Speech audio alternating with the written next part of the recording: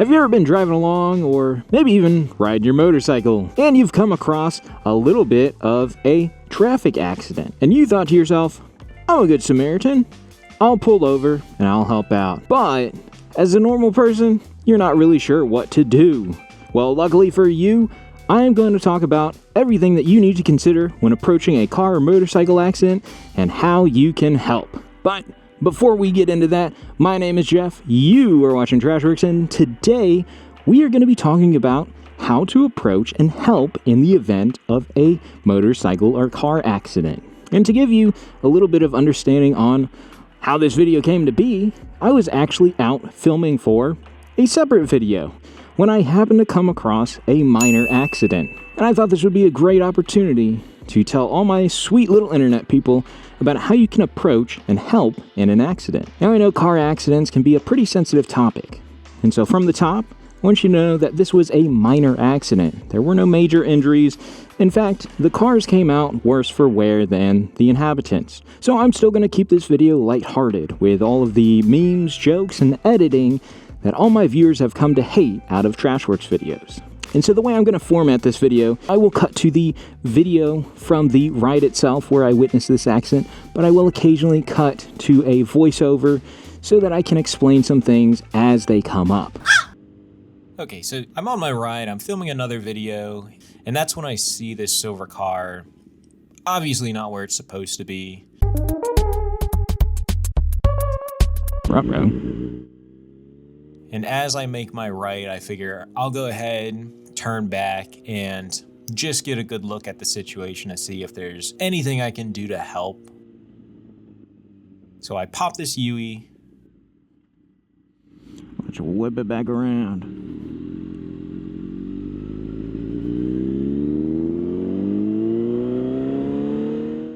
And as I'm rolling up to it, I pop my visor open and eventually I cut my motor off just so I can hear a little bit better.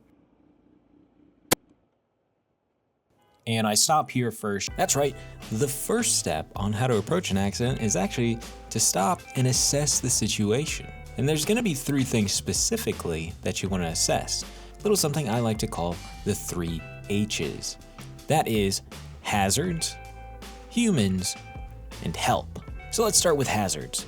That can include anything that could put either yourself or others in danger, whether it is the situation that you're in, so let's say maybe the car's on fire or they're being swept away by a flash flood. It could also be road conditions. You know, are you on icy roads? Are you around a blind corner? Are you in highway traffic where someone might not be able to see, or is it dark outside? And then it could also be hazardous materials. You know, is there a gas spill? Is there oil? Are there potentially chemicals spilled from, let's say, a tanker truck? All of that's going to impact your response. And with hazards accounted for, the next thing you want to account for are the humans. Who's involved in this accident? How many people are there? And what condition are they in? Are they standing and walking around alert, or are they injured or unconscious or trapped? That's also going to be important in determining the final H, which is going to be help. And with help, you're going to be considering two things. One, if you yourself should help, and two, if you need to call for help, specifically to emergency services. So when it comes to helping personally, by all means, if you're able to do so, it's a nice thing to help. However, if you've assessed the situation and you think that there might be a possibility that you could be putting yourself in danger or harm's way, then helping is a personal choice and you don't have to do it. But if you do decide to help, I would recommend looking up Good Samaritan laws in your local jurisdiction. In most places, there are what's called Good Samaritan laws, which basically will protect someone from trying to assist someone in an emergency situation if that help results in adverse effects. So if you're trying to save someone and inadvertently you ended up injuring them, Good Samaritan laws are ways to protect you from liability after the fact. But again, I'm not a lawyer, so by all means, look that up for your local jurisdiction. Now, when it comes to calling for help, that is something where you should err on the side of caution. If you think someone might need more help than you're able to provide, then by all means, call your emergency services, have them come out. If they're not needed, they can always just leave. And I stop here first just to get a good look at the entirety of the situation, see if it's safe for me to go up and actually approach, try and get a good idea of what's going on with the occupants. I can see this absolute stud in the orange here has already started to call 911, but I faintly hear, I think he says that there might still be someone in the car, and I don't know if anyone's checked on them. So I try to ask him, I don't really get an answer, so I decide that I'm just gonna go ahead and roll over there and take a look myself just to be on the safe side and make sure that, you know, anyone in there is doing okay and is doing fine.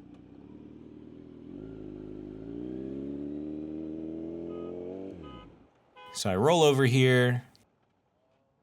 I decided to keep my gear on just in case I need to, you know, pry something open. I've got my gloves on. Is there anyone in here? I try to ask him again, still no answer. So I walk up and I take a peek in just to see what's going on. I see him in here, ask him if he's doing all right. Not the best question, but I can at least see that he is responsive, he's alert. He appears to have some hip pain, and I try to see if I can pull this airbag out of the way just to make it easier to talk. Doesn't really work. The other person here is asking if he wants to get out of the car. He wants to stay in there, which, on that note, unless there's some kind of immediate danger to that person in that vehicle, leave them where they are. Same thing applies for a motorcyclist. If you see a motorcyclist after a crash, unless there's some kind of immediate danger to them, make sure they stay where they are in a stable condition and do not remove their helmet. Helmets can stabilize a motorcyclist's neck and spine after an accident. So unless you're a trained professional, leave it on them and implore them to keep it on as well. They'll probably want to take it off. Don't let them do that. Tell them they need to keep it on. I didn't see any leaks or smoke or anything like that, so I decided to just let him know that he can stay in there for now. That man in orange lets everyone know that emergency services are on the way. So they're coming.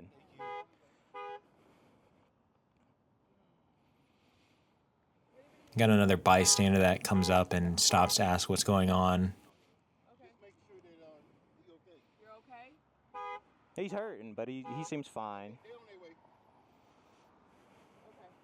So at this point, I know that emergency services are on the way. The driver's not really in any kind of excruciating pain. There doesn't seem to be any kind of emergency medical situation with him. So I decided to take my gear off and go back and basically at this point, just keep an eye on him, make sure he's okay until the emergency services show up.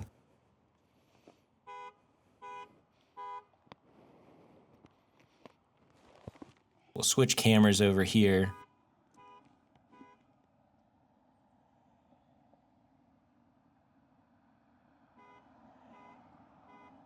And as you can see from the traffic on this road, it's not too dangerous, so it's fine to keep him in there. The speeds are relatively low. I do another check to make sure there's nothing leaking from his car. Specifically, I'm looking for gas, and I'm trying to smell gas or oil. I don't see anything, so I just affirm him and let him know that, you know, it's fine to stay in there. I do open the door just to see if he does have to get out. He can get out easy and we don't have to pull him from a window. And the door's opened, you know, it's not jammed shut. But I do notice, and I don't know if I get this on video, but there is some mangling on the actual outer door panel. So I do let him know that if he is getting out, just to watch out that there's, you know, mangled metal there and he might cut himself on it. So just to be careful of that. But at this point, he's just explaining to me what happened. Apparently, I don't know which one of these other two men that are standing next to the car are the driver that struck him, but someone's coming out from where that silver car is and is basically going to cross the street in the same way that silver car is, but he was coming towards the camera from that other street, and the other driver just didn't stop and basically T-boned him. Since I know the speed limit of this road is pretty slow, I know that the accident isn't too bad. I'm assuming that just the inner door panel hit him on his hip because he keeps rubbing his hip.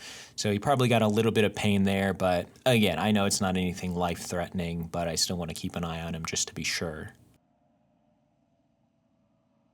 So at this point, I'm just keeping him company, basically, until emergency services arrive, just so it's not him stuck with basically the other driver of the accident, because I know that can cause some problems. And especially at this point, the occupant in this silver car here who got hit is not very happy. He's making it very clear to me that he's not happy with the situation, and that other driver was being careless, and he's taken some credible and valid offense to that.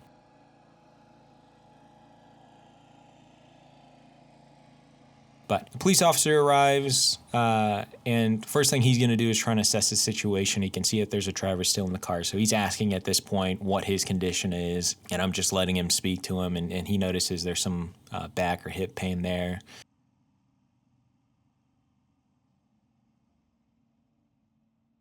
One of the first things police are going to do after ensuring the safety of everyone is they're going to try and figure out who's the driver of each vehicle, who's a witness, who is involved. So he's asking that right now, and I didn't witness it. I just rolled up to it, so I let him know that. And so he's trying to get a good idea of what happened, so who was driving what, which way they were going, who hit who, because he's going to have to file an accident report after this, a police report.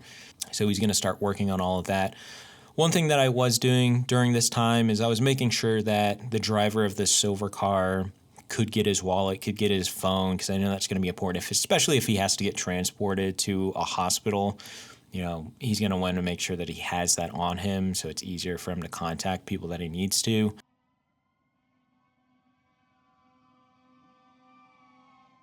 But the fire truck is pulling up right now, so the cop is letting us know, if you didn't witness it, you're free to go, and thanking us for stopping. And at this point, I don't want to add more commotion or traffic to the scene. So he seemed fine. Emergency services had arrived, so I decided it's a good time for me to get going and just try and keep things as clear as possible and not add more foot traffic to this accident.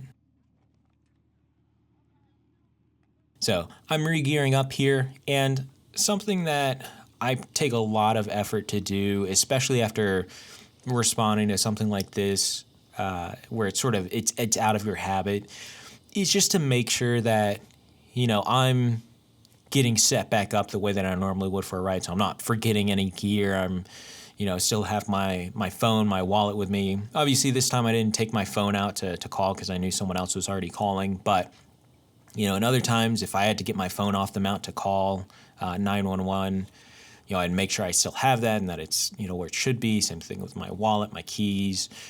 And make sure all my gear is fastened. There's been times where I've had to stop for something that was just unexpected, and I took my helmet off, I put it back on, I forgot to put the strap back on, and so I didn't notice until I got on the highway and felt the strap slapping my neck, so I had to stop on the side of the highway and redo that. I'm just gearing up to get out of here. If you look in the background, you can see that the paramedics are talking with the guy. Everything's taken care of there. This is ultimately a pretty minor accident, and so I'm really just trying to figure out how I'm going to get out there, making sure I'm all set to ride, getting back into my headspace for riding, and traffic's past me. I whip my U-turn to get back in the right direction of travel for this lane, and ultimately I continue on with my day. Relatively low stakes circumstance, something I've dealt with before, so I'm just gonna take this next, couple minutes of riding just to make sure I'm back in the headspace for riding, because it's a little back road. There's nothing really going on back here. And I'm not really quite sure what that driver in the red van was doing, so I decided to pass him and just continue along my way. He was probably just lost because he had to go a different way than he normally does. Again, guys, I wanted to keep this one fairly lighthearted, somewhat educational, because this is something that you're going to come across whether you ride a motorcycle like myself or if you drive a car. You're going to come across accidents. It's just an inevitable thing when it comes to riding or driving on public roadways. Well, that about wraps it up for me here. If you have any questions, please leave comments down below. If you have anything that you'd like to add for other people as they come across accidents, please leave that down below as well. If you would like to follow me on other platforms, I am on Instagram at trash.works. I'm also on TikTok at TrashWerks. As of recording, I am close to 3,000 subscribers, so every little bit helps. I'm really trying to get to 10,000. Every subscription will help. Anything to help me escape from a lifetime of corporate servitude will be much appreciated. But with that, I will see you all in the next one.